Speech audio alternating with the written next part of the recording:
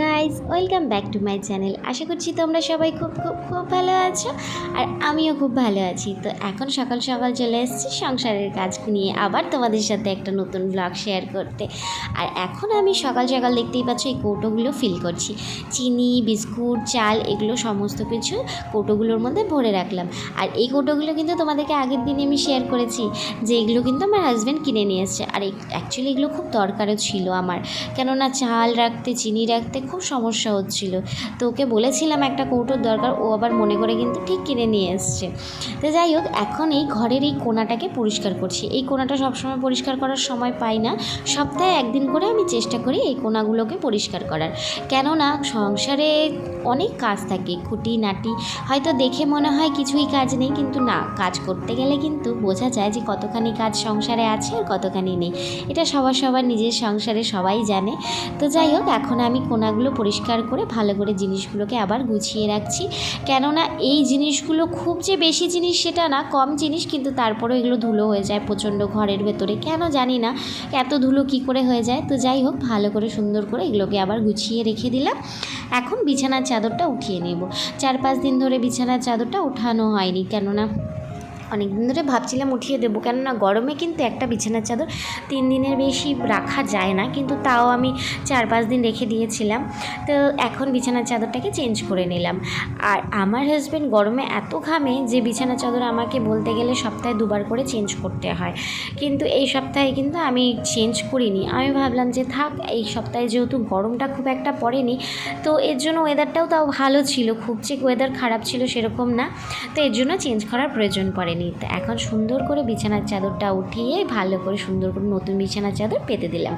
আর বিছানাটা বেশ সুন্দর লাগছে। এখন আমি চলে আসলাম সবজি কাটতে। আর সবজি বলতে আজকে খুব একটা কিচ্ছু কাটবো না, শাক কাটবো। আর তার আগে আমি সকাল সকাল বেগুন আর আলুটা কেটে রেখে দিয়েছি, ওটা তোমাদেরকে পরে দেখাবো।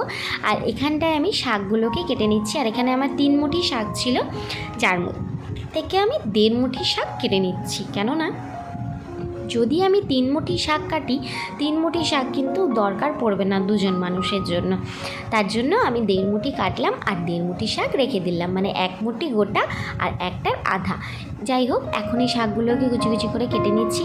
আর চাকু দিয়ে শাক কাটতে একটু অসুবিধা হয় ঠিকই, কেননা বটি দিয়ে কাটা অভ্যাস। আর আমার ঘরের নতুন বটি নিয়ে আসা হয়েছে, কিন্তু ভুলবশত বুঝতে পারেনি বটিটা না ধার নেই। তো নিয়ে আসার পরে আমি দেখতে পাচ্ছি বটিতে একদম ধার নেই, তো সবজি কাটতে খুব অসুবিধা হচ্ছিল। তখনও আমাকে চাকুটা এনে দিয়েছিল, কেননা চপার বোর্ড আমার ঘরে ছিলই। তো এর জন্য আমি শুধু চাকুটাই প্রয়োজন ছিল, তো আমাকে চাকুটা এনে দিয়েছিল। তো যাই হোক, সেটা দিয়ে এখনও পর্যন্ত চলছে। 1 মাস ধরে তো আমি চাকু দিয়েই কাটছি। চাকু দিয়ে কাটতে কাটতে কিন্তু এখন তো অনেকটা হ্যাবিট হয়ে গেছে যে হ্যাঁ, সবজি কাটতে। আর এখানে আমি শাকটা ধুয়ে বসিয়ে দিলাম কালো জিরা, শুকনো লঙ্কা সম্বার দিয়ে। আর এখানে হলুদের পরিমাণ তোমরা দেখতে পাচ্ছ কম দিয়েছি, কেননা আমি যখন হলুদের কৌটাটা খুললাম তখন দেখতে পাচ্ছি হলুদটা বেড়ে গেছে।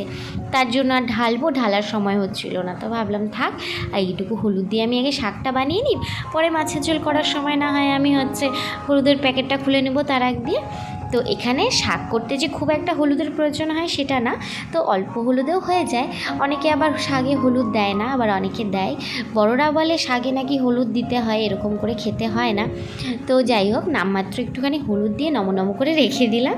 তো এই যে আমার শাকটা ভালো মতন ভাজা হয়ে গেছে। আর শাকটা কিন্তু খুব খেতে টেস্টি ছিল, কারণ আমার হাজব্যান্ড খেয়ে বললো যে হ্যাঁ, শাকটা খেতে খুব টেস্টি হয়েছে। তো এখানে শাকটাকে উঠিয়ে নিলাম। এখন আমি কড়াইতে জিরা আর পেঁয়াজ সম্বাদ দিলাম। আমি তার আগে কিন্তু মাছ ভেজে নিয়েছি, মাছ, আলু, বেগুন। কেননা মাছটা যখন ভাজছিলাম না প্রচণ্ডভাবে ফাটছিল, আর মাছ কিন্তু মানে তেলে দিলেই ফাটটা শুরু করে, আর গায়ের মধ্যে প্রচণ্ডভাবে তেল ছুটে আসছিল। তো ভাবলাম যে না, এই সময় ভিডিও করাটা ঠিক হবে না, তো তার জন্য আমি আর ভিডিও করিনি। এখানে সমস্ত কিছু ভেজে নিয়েছি। আর এখানে জিরা সম্বার দিয়ে পেঁয়াজটাকেও ভালো করে ভেজে নিলাম। আর এর মধ্যে খুব একটা কিছু মশলা যে দেবো সেটা একদমই না, এর মধ্যে সামান্য কিছু মশলা দিয়েছি, যেমন আদা বাটা, জিরা বাটা, লঙ্কা বাটা। অনেকগুলো লঙ্কা দিইনি, 4-5টা লঙ্কা দিয়েছি, কেননা তোমরা সবসময় দেখো অনেক লঙ্কা দিয়ে, আমি আজকের জন্য অল্পই লঙ্কা দিয়েছি, কেননা তরকারিটা আমি 1 বেলার জন্যই করব, 2 বেলার জন্য করব না। কেননা ইচ্ছা নেই ও বেলায় আর মাছ খাওয়ার, তো তার জন্য এই বেলাতেই শুধু মাছ আর শাক দুটোই জিনিস রান্না করেছি। আর তারপরে সবথেকে বড় কথা, আজকে কিন্তু একদম ফাঁকিবাজি রান্না করছি, মানে যতটা শর্টকাটে করা যায় আর কি। মানে মাঝে মাঝে দেখবে কিন্তু রান্নাঘরে কিন্তু কোনো কোনো সময় মনে হয় যে একটু ফাঁকিবাজি করাই যেতে পারে। তো মাঝে মধ্যে কিন্তু ফাঁকিবাজি করতে ভালোও লাগে, খুব একটা খারাপ লাগে একদমই না। তো আজকে যাই হোক, সেই ফাঁকিবাজি কাজটাই কিন্তু আমি করছি রান্নাঘরে। খুব শর্টকাটে ফটাফট করে রান্না করে নিলাম। এখন এই মশলাটা কষে যাওয়ার পরে জল দিয়ে দিলাম, আর এর মধ্যে আমি ভেজে রাখা আলুটা দিয়ে কিছুক্ষণ ফুটিয়ে তারপরে মাছ আর বেগুনটা দিয়ে দেবো। তো চলো ভিডিওটা দেখতে থাকো।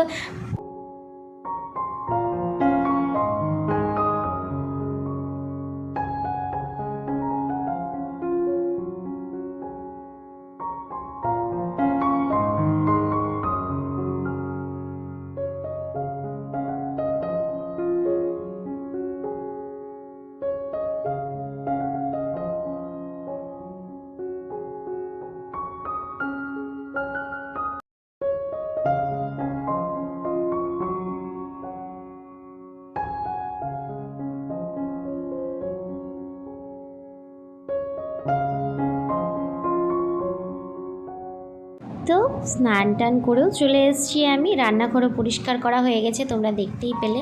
আর তার মধ্যে খেয়েও নিয়েছি, কেননা খাওয়া দাওয়াটা এই কারণে হয়ে গেছে, আমার হাজব্যান্ড আসার পরে বলল যে তুমি ফটাফট খেতে দাও, আমার প্রচণ্ড খিদে পেয়ে গেছে। তো আমি বললাম ঠিক আছে চলো খেতে দিয়ে দিই।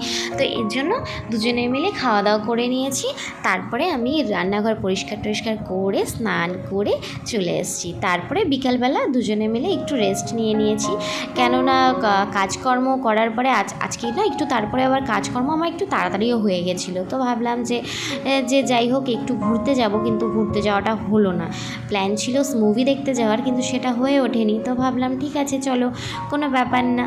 তো তার জন্য আমরা দুজনে মিলে আজকে ভাবলাম যে বাড়িতেই দুজনে একটু সময় কাটাই। তো দুজনে একটু রেস্ট করে তারপরে ভাবলাম সন্ধ্যাবেলায় চা খাবো।